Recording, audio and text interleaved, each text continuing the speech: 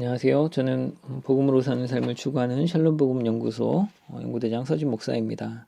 이 시간 함께 일용 양식을 나눌 수 있게 돼서 하나님께 감사드리고 또 함께 할 수 있는 여러분들 진심으로 환영하고 축복합니다. 오늘 함께 나눌 말씀은 출애굽기 15장 1절부터 18절 말씀입니다. 이 말씀을 가지고 모세와 이스라엘의 노래라는 제목으로 은혜를 나누고자 합니다. 오늘 본문은 모세와 이스라엘 자손이 홍해를 건넌 뒤에 부른 노래입니다. 1절 하반절부터 2절까지 내가 여호와를 찬송한다, 내가 그를 찬송한다, 내가 그를 높인다는 표현들로 시작해서 18절에서 여호와께서 영원 무궁하도록 다스리신다 라는 찬양으로 구성되어 있죠. 1절부터 12절까지는 하나님이 하신 일에 대한 찬양이고요. 13절부터 18절은 하나님이 하실 일에 대한 찬양으로 이해하시면 됩니다. 먼저 하나님이 하신 일에 대한 찬양을 살펴보면 1절 하반절에 그 찬양의 시작에 이 찬양을 하게 된 이유가 나옵니다. 그는 높고 영화로우시며 말과 극한 자를 바다에 던지셨음이로다. 말하자면 하나님이 말과 극한 자 이스라엘을 추격하던 애국 군대를 홍해의 바다에 던지셨던 사건, 수장시킨 사건이 이 찬양을 하게 되는 계기인 거죠. 그 사건에 대해 말하기를 3절에서는 여호와를 용사라고 부르면서 4절에서 그가 바로의 병거와 그의 군대를 바다에 던지셨다. 그 결과로 최고의 지휘관들이 애굽의 지휘관들이 홍해에 잠기게 되었고 5절에 깊은 물이 그들 애굽 군대를 덮어서 그들이 돌처럼 가라앉게 됐다라고 이야기합니다. 그래서 이스라엘은 6절과 7절에서 여호와여 주의 오른손이 하셨다. 또 주께서 이렇게 심판하셨다라고 합니다. 이스라엘이 추격당하던 당시를 회상하면서 애국 군대의 말을 9절에서 이렇게 표현합니다. 원수가 말하기를, 그러니까 애국 군대가 말하는 거죠. 내가 뒤쫓아 따라잡아 탈취물을 나누리라. 내가 그들로 말미암아 내 욕망을 채우리라.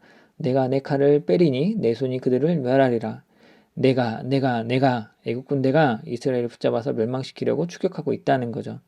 이 말을 실제로 이스라엘 백성이 들었는지 아니면 상상인지 모르겠지만 분명한 것은 이 찬양 가운데 나와 있는 이런 표현 실린 걸 보면 추격당하던 이스라엘 백성이 애국 군대를 볼 때 도저히 평안할 수가 없는 위기감을 느꼈을 것을 충분히 알 수가 있죠.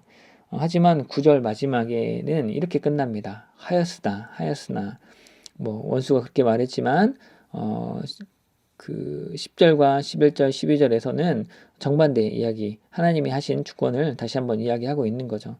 10절과 12절에서는 주께서라는 말로 똑같이 시작하면서 애국 군대를 바다로 덮고 또 땅이 그들을 삼키도록 하셨다라고 하나님이 하신 일을 이야기하면서 그 가운데 샌드위치 구조 안에서의 11절을 보면 여호와여라고 부르면서 주와 같은 자가 누굽니까? 라는 것을 11절 처음과 마지막에 반복해서 말하고 있습니다. 제가 이 본문을 보면서 생각나는 게 있었는데 지난주에 있었던 기아하고 키움 사이에 야구 경기가 생각이 났습니다. 저는 기아 팬인데 그 세 경기는 사실 기아가 그렇게 잘하는 경기가 아니었습니다. 아니 잘했는데 점수도 초반에 내고 잘했는데 가다가 추격당하고 역전당해서 쫓아오면 또 키움이 또 도망가고 해서 도저히 이길 수가 없는 그런 경기들로 보였던 거죠. 그래서 그 경기 보신 분들은 알겠지만 보다가 많은 분들이 그냥 포기하고 잠을 잤습니다. 근데 제가 다음날 아침에 뉴스를 볼 때마다 깜짝깜짝 놀랐어요. 왜냐하면 기아가 이겼거든요. 뭐 9회 말 또 12회 말까지 연장까지 가서 기가 막히게 굉장히 키움이 잘했는데도 불구하고 또 기아가 더 잘해서 이기게 되는 그런 경기였죠. 그래서 마지막 날 경기 하이라이트를 보면서 우리 아들들하고 했던 얘기가 야 진짜 기아 같은 팀이 어디 있냐, 와 대박이다 라고 이야기를 했었죠. 그러면서 이제 자연스럽게 저하고 아들들하고 그 다음 경기 이제 화수목 경기 다음에 금토일 경기를 보게 되더라는 거죠. 승리를 기대하면서 그런 승리의 기대감이 13절부터 18절에 나온 두 번째 찬양을 부르는 이유가 되지 않았을까라고 생각을 해봅니다. 13절에 보면 주의 인자하심으로 주께서 구속하신 백성을 인도하시되 주의 힘으로 그들을 주의 거룩한 처소에 들어가게 하시나이다가 이 두 번째 찬양의 시작인 거죠. 말하자면 이런 주의 거룩한 처소에 들어가게 하는 소망이 이 찬양을 부르는 근거, 계기가 된 거죠. 이에 대해서 여러 나라의 반응들이 나왔는데 14절부터 16절까지 보면 블레셋, 에돔, 모압, 가나안 사람들의 반응은 놀람과 두려움이죠. 그리고 하나님 때문에 이스라엘에 대해서 아무 말도 못하고 침묵할 거라고 이야기를 합니다. 아까 앞에 찬양에서는 이스라엘 백성이 두려워하는 그런 모양이었는데, 이 후반절 찬양에서는 이스라엘 백성 때문에 이방 나라들이 두려워하는 것으로 그려지고 있죠. 그리고 나서 17절에 보면 이 여러 나라를 통과해서 주의 기업의 산에 심긴다 하는 표현, 또 주의 처소를 삼으려고 예비하셨다. 또 이것이 주의 손으로 세우신 성소다라는 이야기를 합니다. 아까 말했던 13절과 이 17절을 보면 주의 거룩한 처소, 주의 기업의 산, 또 주의 처소, 또 주의 손으로 세우신 성소, 이런 얘기들이 나오는 거죠. 이 성소는 1차적으로는 하나님에게서 직접 십계명을 받는 신의 산이겠지만, 약속된 땅으로서의 가나안 땅에 있는 실로 성막을 처음 뒀던, 그리고 나중에 이제 성전을 짓는 예루살렘일 수도 있겠죠. 근데 더 나아가면 요한복음 1장에서 말하는 은혜와 진리가 충만한 독생자 예수님이 이 거룩한 처소라는 생각이 들고, 또 고린도 전후서에서 말하는 성령의 전으로서의 하나님의 백성, 성도를 가리키는 것일 수도 있겠죠. 그렇다고 본다면 18절에 나와 있는 여호와께서 영원 무궁하도록 다스리신다라는 말은 이 전체의 맥락, 1절부터 18절까지의 맥락과 또 13절부터 18절까지의 맥락을 두 가지 가지고 있는 거죠. 구원받은 백성, 1절부터 12절까지 있던 이미 경험한 구원에 대한 거기서 경험한 하나님의 통치, 하나님 나라를 찬양하는 것이고, 또 동시에는 또 앞으로 그 구원이 완성되어서 영원히 펼쳐진 하나님 나라를 기대하며 부르는 찬양의 의미라는 거죠. 아까 제가 이야기했던 기적적으로 승리하던 기아는 안타깝게도 그 다음 경기부터 내리셨습니다.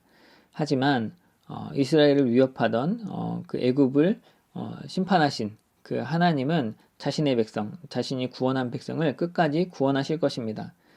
우리가 애굽 군대의 추격을 받고 있는 이스라엘처럼 이렇게 불안하게 되는 상황들이 많이 있죠. 코로나 시대에 우리에게 울리는 자꾸 재난 문자가 우리가 더 이상 평안할 수 없고 위기 가운데 있음을 실감하게 하는 거죠. 이곳에서 우리를 승리하게 하시고 우리를 안전하게 인도하실 분은 하나님이신 줄을 믿습니다. 그래서 하나님이 우리를 주의 기업으로 인도하시고 우리를 진정한 주의 처소로 삼으시기를 기대합니다. 그렇기에 오늘 이 노래는 모세와 이스라엘의 노래를 넘어서 나의 노래, 우리의 노래입니다. 1절 하반절부터 2절을 보면 여기서 노래하는 사람은 우리가 아니라 나라는 1인칭 단수입니다. 그렇다면 아마도 모세가 먼저 내가 여호와를 찬송한다, 여호와는 나의 힘이고 노래시다, 여호와는 나의 구원이시다 라고 찬양을 시작했을 거라는 거죠. 그 노래를 듣던 이스라엘 백성들이 한 사람 한 사람이 그 노래를 우리의 노래로 부르기 전에 먼저 모세처럼 나의 노래로 내가 여호와를 찬송한다, 여호와는 나의 힘이요 노래시다 라고 노래했을 거라는 거죠. 이렇게 이 노래는 한 사람 개인의 고백으로 시작했지만 같은 시공간에서 함께 생사고락을 같이 한 이스라엘 모두의 고백으로 함께 부르는 노래가 되었고, 이후에 하나님 백성 모두의 노래, 우리의 노래가 되는 줄 믿습니다. 이 토요일 아침에 한 주 동안 우리를 구원하신 하나님, 지금까지 우리의 인생을 구원하신 하나님을 돌아보면 좋겠습니다. 그리고 우리도 우리를 구원하신 하나님에 대한 그 고백으로 또 미래에 대한 구원의 완성을 바라보며 함께 찬양하면 좋겠습니다. 주님께서 우리를 주님의 처소로 삼으시고 영원 무궁하도록 다스리시기를 기대하며 노래하는 저와 여러분 되시기를 주님의 이름으로 축원합니다.